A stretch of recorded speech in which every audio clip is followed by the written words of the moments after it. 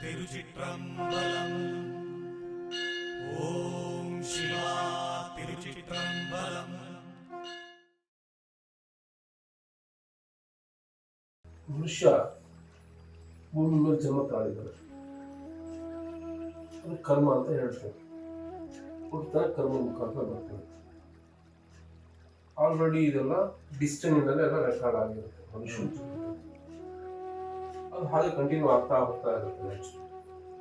ಅದು ಹೇಗೆ ಸರಿಪಡಿಸ್ಕೊಂಡು ಹೋಗೋದು, ಅಥವಾ ಹಾಗೆ ಹೋಗೋದು, ಅಥವಾ ಜೀವನದಲ್ಲಿ ನಡ್ಕೊಂಡು ಹೋಗ್ಬೇಕಾದ್ರೆ ಹೇಗೆ ಯಾವ ಮಾರ್ಗದಲ್ಲಿ ಹೋಗ್ಬೇಕು ಮನುಷ್ಯನಿಗೆ. ಈಗ ಸಂಚಿತ ಕರ್ಮ ಇದೆ, ಪ್ರಾರಬ್ಧ ಕರ್ಮ ಇದೆ, ಅದನ್ನ ಹೇಗೆ ಸರಿಪಡಿಸ್ಕೊಂಡು ಹೋಗ್ಬೇಕು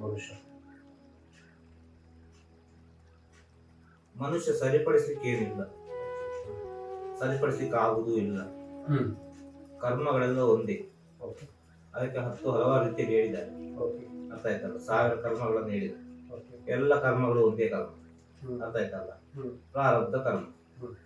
ಅರ್ಥ ಆಯ್ತಲ್ಲ? ನಾವು ಏನು ಮಾಡಿದೇವೋ ಅದನ್ನು ಅನುಭವಿಸುದು.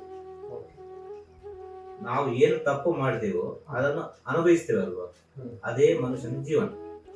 ಹೋದ ಜನ್ಮದಲ್ಲಿ ನಾವು ಏನು ಮಾಡಿದ್ದೇವೆ ಅದೇ ಜನ್ಮದಲ್ಲಿ ಅನುಭವಿಸುದು. ಅನುಭವಿಸಿಕೊಂಡು ಹೋಗ್ತಾನೇ ಇರುದು. ಹೋಗ್ತಾ ಇರುವ ಸಮಯದಲ್ಲಿ ಭಗವಂತ ಏನು ಕೊಟ್ಟಿದ್ದಾನೆ ಅದನ್ನು ನಾವು ಸ್ವೀಕಾರ ಮಾಡಿ ಕಲಿಬೇಕು. ಅರ್ಥ ಆಯ್ತಲ್ಲ? ಭಗವಂತ ಏನು ಕೊಟ್ಟಿದ್ದಾನೆ ಅದನ್ನು ಸ್ವೀಕಾರ ಮಾಡಿ ಕಲ್ತ್ರೆ ಮನುಷ್ಯನ ಜೀವನದ ಅವನ ಕರ್ಮ ತನ್ನಿತಾನಾಗಿ ಮುಗೀತದೆ. ಭಗವಂತ ಕೊಟ್ಟದನ್ನ ಈಗ ನಾವು ಸ್ವೀಕಾರ ಮಾಡುದಿಲ್ಲ. ಈಗ ನಾವು ಹೇಳಿದ್ದು ನಮಗೆ ಆಗ್ಬೇಕು. ಅರ್ಥ ಆಯ್ತಾ? ಈಗ ನಾನು ಇದೇ ರೀತಿ ಬದುಕಬೇಕು, ಹೀಗೆ ಇರಬೇಕು. ಅರ್ಥ ಆಯ್ತಲ್ಲ? SSLC ಕಲ್ತು ಬಿಟ್ಟು IAS ಗೆ IAS ಅಲ್ಲ, ಅದಕ್ಕೆ ಆಸೆ ಪಟ್ರೆ ಆಗ್ತದ? ಅದು ಮನುಷ್ಯನ ಗುಣ ಈಗ ಪ್ರೆಸೆಂಟ್ ಸಿಚುವೇಶನ್. ಅರ್ಥ ಆಯ್ತಾ? ಹಾಗೆ ಹೋದ್ರೆ ಆಗುದಿಲ್ಲ. ನಾನು ಎಷ್ಟನೇ ಕ್ಲಾಸ್ ಕಲ್ತಿದ್ದೇನೆ, 8ನೇ ಕ್ಲಾಸ್ನಲ್ಲಿ ನನಗೆ ಅರಿವು. ಆ ಅರಿವಿನವರೆಗೆ ಪ್ರಪಂಚದ ಅರಿವು. ಅರ್ಥ ಆಯ್ತಲ್ಲ? ಪ್ರಪಂಚ ಜ್ಞಾನ ಇದೆಲ್ಲ ಸೇರಿಸಿಕೊಂಡು ನನ್ನ ಕೆಪಾಸಿಟಿಗೆ ಎಷ್ಟು ಬೇಕು ಅಷ್ಟನ್ನೇ ನಾನು ಆಲೋಚನೆ ಮಾಡಿಕೊಂಡು ಹೋದರೆ ಎಲ್ಲ ಒಳ್ಳೇದು.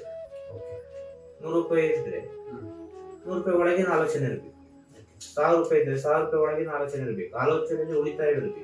ಆ ಉಳಿತಾಯ ಎಂಬುದು ನಾಳೆಗೆ, ನಾಳಿನ ಚಿಂತೆ ಇರಬೇಕು. ಸಂಸಾರದಲ್ಲಿ ಇದ್ದವನಿಗೆ ನಾಳಿನ ಚಿಂತೆ ಇರಬೇಕು. ಅರ್ಥ ಆಯ್ತಲ್ಲ? ಸಂಸಾರದಲ್ಲಿ ಶೂನ್ಯತ್ವವನ್ನು ಕಂಡವನು ಸನ್ಯಾಸಿ, ಸನ್ಯಾಸದಲ್ಲಿ ಶೂನ್ಯತ್ವವನ್ನು ಕಂಡವನು ಪರಬ್ರಹ್ಮ. ಅರ್ಥ ಆಗ್ತದ? ನಾವು ಹುಟ್ಟೋಗಲೇ ರಿಜಿಸ್ಟರ್ಡ್ ಆಗಿದೆ ಇದೆಲ್ಲ ನೀನು ಅನುಭವಿಸ್ಬೇಕು ಅಂತ. ಅದನ್ನು ತಪ್ಪಿಸ್ಲಿಕ್ಕೆ ಆಗುದು. ಅದು ತಪ್ಪಿಸ್ಲಿಕ್ಕೆ ಹೋಗಲೂಬಾರದು. ಅನುಭವಿಸ್ಲೇಬೇಕು. ಅರ್ಥ ಆಯ್ತಲ್ವ? ಅದು ಅನುಭವಿಸಿ ಅನುಭವಿಸಿ ಅನುಭವಿಸಿ ಮುಗಿಸ್ಬೇಕು. ಆ ರೀತಿ ನಮಗೆ ಅನುಭವಿಸಿ ಅನುಭವಿಸಿ ಮುಗಿಸುವಾಗ ಎಲ್ಲ ಒಂದೊಂದೇ ಕಮ್ಮಿ ಆಗ್ತಾ ಬರ್ತದೆ. ಕಡಿಮೆ ಕಡಿಮೆ ಆಗಿ ಆಗಿ ಅದು ಎಲ್ಲಿ ಹೋಗಿ ಸೇರ್ಬೇಕು ಅಲ್ಲಿ ಸೇರ್ತದೆ. ಎಲ್ಲಾ ನದಿಗಳು ಸಾಗರಕ್ಕೆ ಹೋಗಿ ಸೇರುದಿಲ್ಲ. ಅರ್ಥ ಆಯ್ತಲ್ವ? ಕೆಲವು ನಡುವಿನಲ್ಲಿ ಬತ್ತಿ ಹೋಗ್ತದೆ, ಯಾವುದೋ ಒಂದು ರೀತಿಯಲ್ಲಿ ಬತ್ತಿ ಹೋಗ್ತದೆ. ಇನ್ನು ಕೆಲವು ನದಿಗಳು ಹೇಗೋ ಒಂದು ರೀತಿಯಲ್ಲಿ ಹೋಗಿ ಸೇರಿಕೊಳ್ತದೆ. ಅರ್ಥ ಆಯ್ತಲ್ವ? ಅದೇ ರೀತಿ ಭಗವಂತರಲ್ಲಿ ನಾವು ಸೇರ್ಬೇಕು ಅಂತ ಆದ್ರೆ ನಡುವಿನಲ್ಲಿ ಬತ್ತಿ ಹೋಗ್ಬಾರ್ದು, ಹಾರಿ ಹೋಗ್ಬಾರ್ದು. ಅರ್ಥ ಆಯ್ತಲ್ಲ? ಆ ಸಾಧನೆ ನಿರಂತರ ಮಾಡ್ತಾನೆ ಇರಬೇಕು, ಹೋಗ್ತಾನೆ ಇರ್ಬೇಕು. ನಾವಲ್ಲಿ ಗುರಿ ಮುಟ್ಟಬೇಕೆಂಬ ಒಂದೇ ದೃಢ ಸಂಕಲ್ಪ ಇರಬೇಕು, ಒಂದೇ ಗುರಿ ಇರಬೇಕು. ಆ ಗುರಿ ಇರಬೇಕು ಅಂತಂದ್ರೆ ಹಿಂದೆ ಗುರು ಇರಬೇಕು. ಹಿಂದೆ ಯಾಕೆ ಗುರು ಇರಬೇಕು? ಬೀಳದಾಗಿ ಇಟ್ಕೊಳ್ಲಿಕ್ಕೆ ಅಷ್ಟೇ, ದಾರಿ ತಪ್ಪೋಗ ಹೇಳಲಿಕ್ಕೆ. ಹೌದು, ಈ ದಾರಿ ಹೋಗು ಆ ದಾರಿ. ಮತ್ತೆ ಗುರುವಿಗೆ ನಾಳೆ ಹೋಗ್ಲಿಕ್ಕೆ ಏನಿಲ್ಲ. ಆನಂತರ ಬಂದು ಕೇಳಿದ್ರು ಒಂದೇ, ಕೇಳಿದ್ರು ಒಂದು, ಎರಡೊಂದೇ ವಿಚಾರ. ಆಗ ಮನುಷ್ಯನ ಜನ್ಮ ಎಂಬುದು ಉಂಟಲ್ಲ, ನಾವು ಮಾಡಿದ ಕರ್ಮವನ್ನು ಅನುಭವಿಸಲಿಕ್ಕಿರುವಂತ ವಿಚಾರ. ಅದು ಅನುಭವಿಸಿಯೇ ಮುಗಿಸ್ಬೇಕು, ಅದನ್ನು ತಪ್ಪಿಸ್ಲಿಕ್ಕೆ ಆಗುದಿಲ್ಲ. ದೃಢ ನಿರ್ಧಾರ. ಆಗ ಜೀವನದಲ್ಲಿ ಈ ಮನುಷ್ಯನ ಜನ್ಮವನ್ನು ಪರಿವರ್ತನೆ ಮಾಡಬಹುದು. ಬೇಕಾದ್ರೆ ಒಂದು ರೀತಿಯಲ್ಲಿ ಪರಿವರ್ತನೆ ಮಾಡಬಹುದು. ಅದು ಹೇಗೆ? ಸದ್ಗುಣಗಳಿಂದ ಮಾತ್ರ ಸಾಧ್ಯ. ಸಜ್ಜನರ ಸಂಘ ಹೆಜ್ಜೆಯನ್ನು ಸವಿದಂತೆ, ದುಷ್ಟರ ಕಂಡರೆ ದೂರನೇ ಇಲ್ಲ. ಒಳ್ಳೆ ವಿಚಾರಗಳನ್ನೇ ಆಲೋಚನೆ ಮಾಡಿಕೊಂಡು ಹೋಗ್ಬೇಕು. ಒಳ್ಳೆ ವಿಚಾರಗಳ ಬಗ್ಗೆ ಮಾತನಾಡಬೇಕು. ಒಳ್ಳೊಳ್ಳೆ ವಿಚಾರಗಳನ್ನೇ ಹೇಳಬೇಕು. ಭಗವಂತ ಭಗವಂತ ಭಗವಂತ ಭಗವಂತ ಭಗವಂತ ಭಗವಂತ ದೇವರೇ ದೇವರೇ ದೇವರೇ ಅಂತ ಹೇಳುವಾಗ ಒಂದು ದಿನ ದೇವರು ಯಾವುದೋ ಒಂದು ರೂಪದಲ್ಲಿ ನಿನಗೆ ಪ್ರತ್ಯಕ್ಷನಾಗಿ ಆಗ್ತಾನೆ. ಆ ರೂಪವನ್ನು ನೀನು ದೇವರು ಅಂತ ದೃಢಪಡಿಸಿದ್ರೆ ದೇವರು ಅಲ್ಲೇ ಇದ್ದಾನೆ. ಅದು ಮನುಷ್ಯ ಜನ್ಮದಲ್ಲೇ ಬರ್ಲಿಕ್ಕೆ ಸಾಧ್ಯ. ಭಗವಂತ ಬೇಗ ಪ್ರಾಣಿ ಪಕ್ಷಿಗಳಿಗೆ ಕನೆಕ್ಟ್ ಆಗ್ತಾನೆ. ನಮಗೆ ಅದು ಅರ್ಥ ಆಗುದಿಲ್ಲ. ಅದು ಏನು ಹೇಳ್ತದೆ, ಏನು ಮಾತಾಡ್ತದೆ, ಏನು ಮೆಸೇಜ್ ಕೊಡ್ತದೆ ಎಂಬುದು ನಮಗೆ ಅರ್ಥ ಆಗುದಿಲ್ಲ. ಕಾಗೆ ಬಂದು ಮನೆ ಮುಂದೆ ಕೂಗಿದ್ರೆ ಅದೇನೋ ನಮ್ಗೆ ಮೆಸೇಜ್ ಕೊಡ್ತದೆ. ಒಂದು ಹಸು ಬಂದು ಕೂಗಿದ್ರೆ ಏನೋ ಒಂದು ಹೇಳ್ತಾ ಇದೆ ನಮ್ಮ ಉಳಿತಿಗೆ, ನಮಗೆ ಅದು ಅರ್ಥ ಆಗುದಿಲ್ಲ. ಯಾಕೆಂದ್ರೆ ಭಗವಂತ ಆಲ್ರೆಡಿ ಕನೆಕ್ಟೆಡ್. ಅರ್ಥ ಆಯ್ತಲ್ಲ, ಬೇಗ ರೀಚ್ ಆಗುದಿಲ್ಲ. ಮನುಷ್ಯನಿಗೆ ರೀಚ್ ಆಗೋದು ತುಂಬಾ ಲೇಟ್ ಆಗ್ತದೆ. ಅದಕ್ಕೆ ಅನೇಕ ರೀತಿಯ ಸಾಧನೆಗಳೆಲ್ಲ ಆಗ್ಬೇಕಾದ್ರೆ ಆ ರೀತಿ ಸಾಧನೆಗಳೆಲ್ಲ ಆಗಿ ಒಂದು ಗುರುವಿನ ಆಶೀರ್ವಾದ, ಆ ವ್ಯಕ್ತಿಯ ಪೂರ್ವಜನ್ಮದ ಪುಣ್ಯ ಎಲ್ಲ ಸೇರಿ ಒಂದು ಪರಿಶುದ್ಧವಾದ ಆತ್ಮ ಆಗುದು. ಒಂದೇ ಜನ್ಮದಲ್ಲಿ ಸಾಧ್ಯ ಇಲ್ಲ ಪರಿಪೂರ್ಣ ಆಗಲಿಕ್ಕೆ. ಅದೆಷ್ಟೋ ಜನ್ಮ ತಾಳಿ ತಾಳಿ ತಾಳಿ ಪರಿಪೂರ್ಣ ಆಗುದು. ಅದಾಯ್ತು, ಫಿಲ್ಟರ್ ಆಗಿ ಫಿಲ್ಟರ್ ಆಗಿ ಫಿಲ್ಟರ್ ಆಗಿ ಫಿಲ್ಟರ್ ಆಗಿ ಫಿಲ್ಟರ್ ಆಗಿ ಫಿಲ್ಟರ್ ಆಗಿಯೇ ಬರಬೇಕು. ಆ ಕೊನೆಯ ಒಂದು ಫಿಲ್ಟರ್ ಉಂಟು, ಅದಾಯ್ತಪ್ಪ, ಅದು ಮನುಷ್ಯ ಎಂಬ ಫಿಲ್ಟರ್. ಮನುಷ್ಯನು ಈಶನಾಗುದ. ಆ ಮನುಷ್ಯನು ಈಶನಾದ ಫಿಲ್ಟರ್ ಆಯ್ತು ಅಂತ ಆದ್ರೆ ಅಲ್ಲಿ ಮುಗೀತು. ಮತ್ತೆ ಅದು ಡೈರೆಕ್ಟ್ ಅವನಿಗೆ ಬೇಕಾದ ದಾರಿಗೆ ಹೋಗ್ಬೋದು. ಒಂದು ಪರಕಾಯ ಪ್ರವೇಶ ಮಾಡಬಹುದು, ಇಲ್ಲದ್ರೆ ಜೀವ ಸಮಾಧಿಯಲ್ಲಿ ಕೂತ್ಕೊಳ್ಬಹುದು, ಇಲ್ಲ ಯಾವುದೋ ಒಂದು ರೀತಿಯಲ್ಲಿ ಇನ್ನೊಂದು ಪುನಃ ಅವತಾರ ಆಗಿ ಬರ್ಬೋದು. ಯಾವುದೂ ಬೇಡ ಅಂತೇಳಿ ಮೋಕ್ಷವನ್ನು ಕಂಡುಕೊಳ್ಬಹುದು. ಮೋಕ್ಷ ಕಂಡುಕೊಳ್ಳುವುದು ಮಾತ್ರ ಅಷ್ಟು ಸುಲಭದ ವಿಚಾರ ಅಲ್ಲ. ಮೋಕ್ಷ ಅಂತ ಹೇಳಲಿಕ್ಕೆ ಬಹಳ ಸುಲಭ. ಅದು ಕಂಡುಹಿಡಿಯಲಿಕ್ಕೆ, ಆ ಸ್ಥಿತಿ ತಲುಪಲಿಕ್ಕೆ, ಮೋಕ್ಷದಲ್ಲಿ ಹೋಗಿ ನಾವು ಸೇರ್ಲಿಕ್ಕೆ ಅದೆಷ್ಟೋ ಕೋಟಿ ಜನ್ಮದ ಪುಣ್ಯ ಬೇಕದು. ಅದು ಒಂದು ಜನ್ಮದ ಸಾಧನೆಯಲ್ಲೆಲ್ಲ ಆಗುದು ಮೋಕ್ಷ ಎಂಬ ವಿಚಾರ. ಅರ್ಥ ಆಯ್ತಲ್ಲ? ಅರ್ಥ ಆಯ್ತಾ? ಆದ್ರೆ ಮನುಷ್ಯ ಈಗ ನಾವು ಜೀವನದಲ್ಲಿ ಕಷ್ಟಗಳನ್ನ ಅನುಭವಿಸ್ತಾ ಇದ್ವಿ, ಸುಖವನ್ನು ಅನುಭವಿಸ್ತಾ ಇದ್ವಿ. ಎರಡು ಕೂಡ ನಮ್ಮ ಕರ್ಮದ ಮುಖಾಂತರ ಬರ್ತಾರೆ. ಕರ್ಮ ಮತ್ತು ಋಣಗಳು ಬರ್ತವೆ. ಆದ್ರೆ ನಾವು ಬದಲಾವಣೆ ಬಯಸ್ತೀವಿ. ನಾವು ಸಹಜವಾಗಿ 90% ಜನ ಭಗವಂತ ಏನು ಕೊಟ್ಟಿದ್ದನ್ನು ಸ್ವೀಕರಿಸಕ್ಕಿಂತ ಅವ್ರು ಇಷ್ಟಪಟ್ಬಿಟ್ಟು ಪ್ರಯತ್ನ ಪಡ್ತಾ ಇರ್ತಾರೆ. ಖಂಡಿತವಾಗಿ ಇದು ಒಂದು ಜಗತ್ತಿನ ನಿಯಮನೋ ದೇವರ ಸೃಷ್ಟಿ. ಆದ್ರೆ ಯಾರಿಗೂ ಕೂಡ ಇಷ್ಟು ಅರಿವಿರಲ್ಲ. ಭಗವಂತ ಕೊಟ್ಟಿದ್ದನ್ನು ಸ್ವೀಕರಿಸಬೇಕು ಅರಿವು ತುಂಬಾ ಜನಕ್ಕೆ ಇರೋದೇ ಇಲ್ಲ. ನನಗೆ ಖಂಡಿತವಾಗಿ ಇರೋದಿಲ್ಲ. ಕಾರಣ ಏನು ಅಂತ ಹೇಳಿದ್ರೆ, ಮನುಷ್ಯನೊಳಗೆ ನಾನು ಎಂಬ ಒಂದು ಅಹಂಕಾರ ಇದೆ. ಅರ್ಥ ಆಯ್ತಲ್ಲ? ನಾನು ಎಂಬ ಅಹಂಕಾರ ಅವನನ್ನೆಲ್ಲ ವಿಚಾರದಲ್ಲಿ ಕಟ್ಟಿ ಆಗ್ತದೆ. ಅರ್ಥ ಆಯ್ತಲ್ಲ? ಅದೊಂದು ಬಂಧನ. ಅದು ಆ ಬಂಧನದಲ್ಲಿದ್ದರೆ ನಮ್ಗೆ ತಿಳ್ಕೊಳ್ಳಿಕ್ಕೆ ಆಗುದಿಲ್ಲ. ಒಂದು ಬಾವಿಯಲ್ಲಿ ನೀರಿರ್ತದೆ, ನೀರು ಇಳಿತಾ ಇಳಿತಾ ಇಳಿತಾ ನೀರು ಕಮ್ಮಿ ಆಗ್ತಾ ಬರ್ತದೆ, ಕಡಿಮೆ ಆಗ್ತಾ ಬರ್ತದೆ ಅಲ್ವಾ?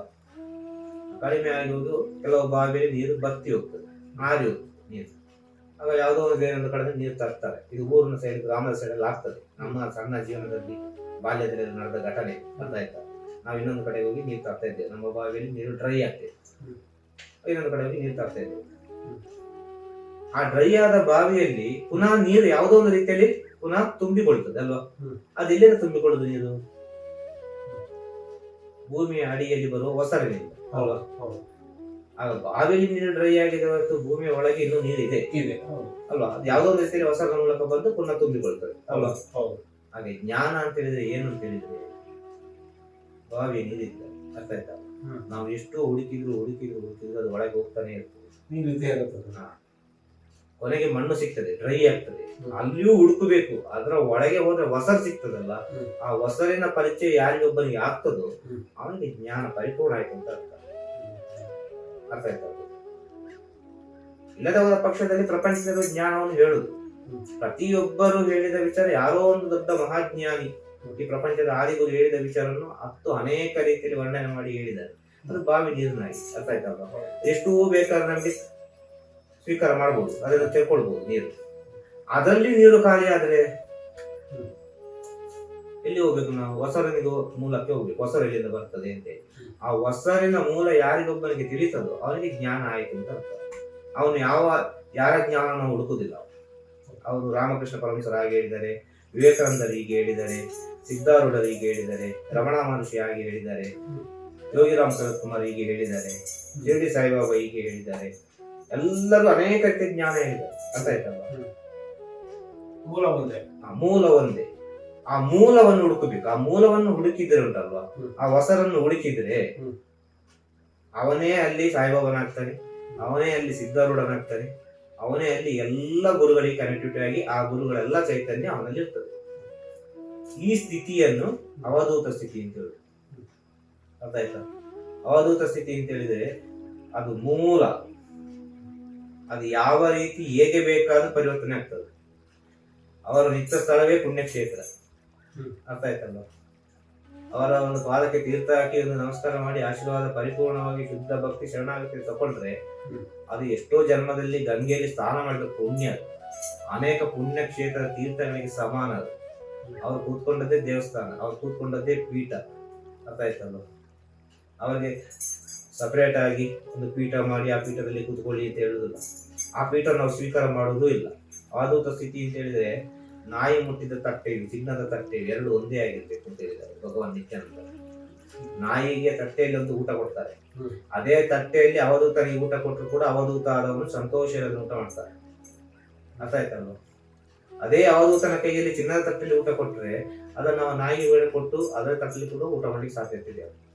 ಅರ್ಥ ಆಯ್ತಲ್ವ. ಅಲ್ಲಿ ಚಿನ್ನದ ತಟ್ಟೆ ಅಲ್ಲ, ಮಣ್ಣಿನ ತಟ್ಟೆ ಅಲ್ಲ, ನಾಯಿಯ ತಟ್ಟೆ ಅಲ್ಲ, ಬೇರೆ ವ್ಯತ್ಯಾಸಗಳಿಲ್ಲ. ಅರ್ಥ ಆಯ್ತಾ. ಅಲ್ಲಿ ಬೇಕಾದ್ದೇನು ಗೊತ್ತಾ, ಶುದ್ಧ ಭಕ್ತಿ ಶರಣಾಗತಿ ಮಾತ್ರ. ಅವಧೂತ ಸ್ಥಿತಿಗೆ ರಾಜಮಾರ್ಗ ಅಂತ ಹೇಳಿದ್ದಾರೆ. ಅರ್ಥ ಆಯ್ತಲ್ಲ. ಅದು ಆನೆಯಾಗಿರುವಂತ ಸ್ಥಿತಿ. ಅದು ನಡೆದದ್ದೇ ದಾರಿಯಲ್ಲಿ ಗರ್ಜನೆ, ಸಿಂಹ ಗರ್ಜನೆ, ಅವರು ಹೇಳಿದೇ ವೇದವಾಕ್ಯ ಅಂತ ವಿಚಾರಗಳುಂಟು. ಗುರುವಿನ ಮೇಲೆ ಭಕ್ತಿ ಇದ್ದಲ್ಲಿ ಆ ಗುರು ಯಾವ ರೀತಿ ಇದ್ದಾರೆ ಆ ರೀತಿಯಾಗಿ ಸ್ವೀಕರಿಸ ಭಕ್ತರಾಗಬೇಕು.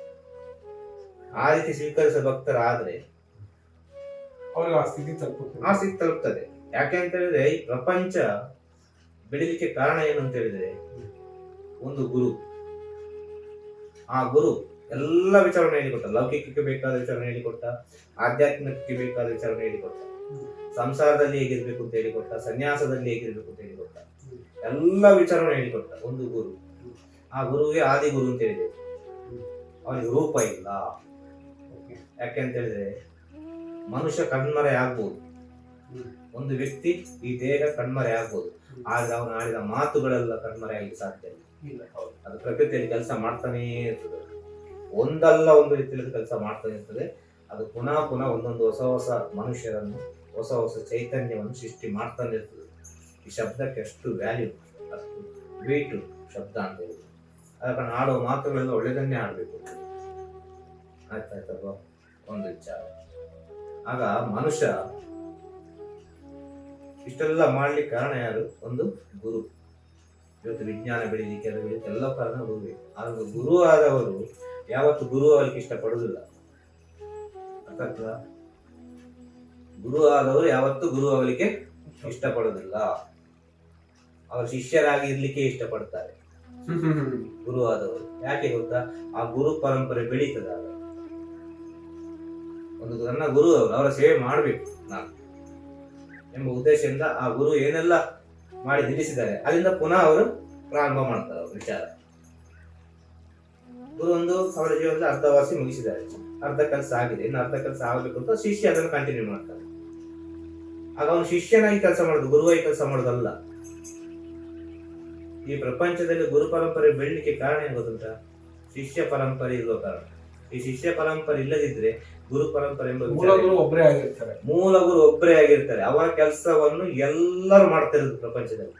ಎಲ್ಲರೂ ಶಿಷ್ಯರಾಗಿ ಕೆಲಸ ಮಾಡ್ತಾರೆ, ಎಲ್ಲರೂ ಶಿಷ್ಯರಾಗಿ ಕೆಲಸ ಮಾಡ್ತಾ ಇರ್ತಾರೆ. ಎಲ್ಲರೂ ಶಿಷ್ಯ ಅಂದ್ರೆ ಯಾವ ಗುರು ತಿಳಿಕ್ ಸಾಧ್ಯ ಇಲ್ಲ. ಆಗ ಅವರಿಗೆ ಬರುವ ಶಿಷ್ಯಂದರು ಅವರನ್ನು ಗುರುವಾಗಿ ಸ್ವೀಕಾರ ಮಾಡ್ತಾರೆ. ಆಗ ಗುರು ಎಂಬುವನು ಶಿಷ್ಯನಾಗಿ ಇರ್ತಾನೆ. ಅರ್ಥ ಆಯ್ತಲ್ಲ. ಅವನು ಗುರುವಾಗಿರುವುದಿಲ್ಲ.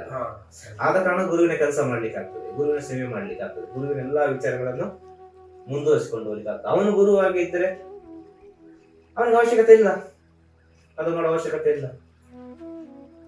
ಆಗ ಗುರು ಪರಂಪರೆ ಬೆಳಲಿಕ್ಕೆ ಕಾರಣ ಯಾರಾಗ್ತದೆ? ಶಿಷ್ಯರಾಗ್ತಾರೆ. ಹಾಗೆ ಒಳ್ಳೆ ಗುರು ಸಿಗುವುದು ದೊಡ್ಡ ವಿಚಾರ ಅಲ್ಲ, ಒಂದು ಒಳ್ಳೆ ಶಿಷ್ಯ ಸಿಗುವುದು ದೊಡ್ಡ ವಿಚಾರ. ಗುರುಗಳೆಲ್ಲ ಒಳ್ಳೇದೇ, ಆದ್ರೆ ಒಳ್ಳೆ ಶಿಷ್ಯ ಒಬ್ಬ ಸಿಗ್ತಾನಲ್ವ, ಆ ಶಿಷ್ಯನಿಂದ ಆ ಗುರು ಪರಂಪರೆ ಮತ್ತು ಬೆಳೀತದೆ. ಗುರುಗಿಂತ ಶಿಷ್ಯನೇ ಮುಖ್ಯ ಅಂತ ಹೇಳಿ. ಖಂಡಿತವಾಗಿ ಗುರುಗಿಂತ ಶಿಷ್ಯನೇ ಮುಖ್ಯ. ಅರ್ಥ ಆಯ್ತಲ್ಲ. ರಾಮಕೃಷ್ಣ ಪರಮಹಂಸರ ಗುರು ಯಾರು ಅಂತ ಕೇಳಿದ್ರೆ ಗೊತ್ತುಂಟಾ? ಗೊತ್ತಿಲ್ಲ ಯಾರಿಗೂ ಕೂಡ. ರಾಮಕೃಷ್ಣ ಪರಮಹಂಸರು ಯಾರು ಎಲ್ಲರಿಗೂ ಗೊತ್ತು. ರಾಮಕೃಷ್ಣ ಪರಮಹಂಸರ ಗುರು ಯಾರು? ತೋತಾಪುರಿ. ಅರ್ಥ ಆಯ್ತಲ್ವ. ರಾಮಕೃಷ್ಣ ಪರಮಹಂಸರು ವರ್ಲ್ಡ್ ಫೇಮಸ್ ಆದ್ರು ಕಾರಣ ಏನು? ಅವರ ಶಿಷ್ಯನ ರೀತಿ ನೀತಿ ಆಗಿತ್ತು. ಯಾರು? ರಾಮಕೃಷ್ಣನ ರೀತಿ ನೀತಿಗಳು ಆ ರೀತಿ. ಮತ್ತೆ ಅವರು ರಾಮಕೃಷ್ಣ ಪರಮಹಂಸರಾದ ಅವರು ಒಂದು ಅರ್ಚಕರಾಗಿದ್ದರು, ದೇವಸ್ಥಾನದಲ್ಲಿ ಪೂಜೆ ಮಾಡ್ತಾರೆ. ಅದ ಅವರ ಅಣ್ಣನಿಗೆ ಸಿಗಬೇಕಾದ ಪೂಜೆ ಕೆಲಸ ಅವರಿಗೆ ಸಿಕ್ಕಿ ಅಲ್ಲಿ ಹೋಗಿ ಅವರ ಜೀವನ ಪರಿವರ್ತನೆ ಆಗಿ ಏನೋ ದೊಡ್ಡ ಕಥೆಯಲ್ಲಿ ಇದೆ. ಅರ್ಥ ಆಯ್ತಲ್ಲ. ಆಗ ನಿಜವಾಗಿ ಒಬ್ಬ ಪೂಜೆ ಮಾಡುವವನು ಭಗವಂತನ ನೋಡ್ಲಿಕ್ಕೆ ಆಗ್ತದೆ ಅಲ್ವಾ. ಅದು ಏನ್ ಬೇಕಾಗಿರ್ಲಿ, ಕಲ್ಲು ಇರಲಿ, ಮರ ಇರಲಿ, ಯಾವ್ದು ಬೇಕಾದ್ರೆ ಇರಲಿ ಅಲ್ವಾ. ಅಂತರಾತ್ಮನಲ್ಲಿ ದೃಢವಾದ ನಂಬಿಕೆ, ಆ ದೃಢವಾದ ಒಂದು ಪ್ರೀತಿ, ಆ ಒಂದು ಭಕ್ತಿ, ಆ ತ್ಯಾಗ, ಸತ್ಯ, ಇಂತೆಲ್ಲ ಅನೇಕ ರೀತಿಯ ಸದ್ಗುಣಗಳು ನಮ್ಮ ಅಂತರಾತ್ಮದಲ್ಲಿ ಬೇರು ಬಿಟ್ಟರೆ ಅವನು ಮಾಡೋ ಕೆಲಸಗಳೆಲ್ಲ ಒಳ್ಳೇದು. ಅರ್ಥಾಯ್ತಲ್ವ. ಹಾಗೆ ಸದ್ಗುಣಗಳನ್ನು ತುಂಬಿಸಿಕೊಳ್ಬೇಕು ನಾವು. ಸದ್ಗುಣಗಳನ್ನು ತುಂಬಿಸಿಕೊಳ್ಬೇಕು ಅಂತ ಆದ್ರೆ ಒಂದು ಗುರಿನ ಅವಶ್ಯಕತೆ ಬಹಳ ಮುಖ್ಯ. ಎಲ್ಲರಿಗಿಂತ ಮುಖ್ಯವಾಗಿರೋ ಗುರಿ ಯಾರಂತ ಆಯ್ತಲ್ಲ. ಅರ್ಥ ಆಯ್ತಲ್ವ. ತಾಯಿ ಮೊದಲ ಗುರು. ಆ ತಾಯಿ ಹೇಗೆ ಹೇಳಿಕೊಡ್ತಾರೆ ಅದೇ ರೀತಿ ಮಗುವಿಗೆ ಎಲ್ಲ ವಿಚಾರಗಳು ಮುಂದುವರಿತದೆ, ಕಂಟಿನ್ಯೂ ಆಗ್ತದೆ. ಆಗ ತಾಯಿ ಅಂತ ವಿಚಾರ, ಒಳ್ಳೆ ವಿಚಾರ ಹೇಳಿಕೊಡ್ಬೇಕು ಅಂತ ಆದ್ರೆ ಆ ತಾಯಿಗೊಂದು ಗುರು ಇರ್ಬೇಕು, ಆ ಸಂಸ್ಕಾರ ಹೇಳಿಕೊಟ್ಟವ್ರೊಬ್ರು ಇರ್ಬೇಕು, ಹೇಳ್ಕೊಡ್ಲಿಕ್ಕೆ ಯಾರೊಬ್ರು ಇರ್ಬೇಕು. ಹಾಗೆ ಪ್ರತಿಯೊಂದು ಮನೆಯಲ್ಲಿ, ಪ್ರತಿಯೊಂದು ಕುಟುಂಬಕ್ಕೂ ಒಂದು ಗುರು ಇದ್ರೆ ಆ ಮನೆ ಬಹಳ ಉತ್ತಮ ರೀತಿಯಲ್ಲಿ, ಸಂಸ್ಕಾರ ರೀತಿಯಲ್ಲಿ ಮುಂದುವರಿತಾ ಇರ್ತದೆ. ಗುರು ಇಲ್ಲದ ಮನೆ, ಅರ್ಥ ಆಯ್ತದೆ, ಅದು ಯಾವ ರೀತಿ ಅಂತ ಹೇಳಲಿಕ್ಕೆ ಆಗುದಿಲ್ಲ. ಮನುಷ್ಯನ ಮೇಲೆ ಗುರು ಎಂಬುದು ಬಹಳ ಮುಖ್ಯ. ಅದು ಬರಬೇಕು, ಅದು ಸಿಗಬೇಕು. ಅರ್ಥ ಆಯ್ತು. ಬೇರೆ ಕೇಳಿ ನಿಮಗೆ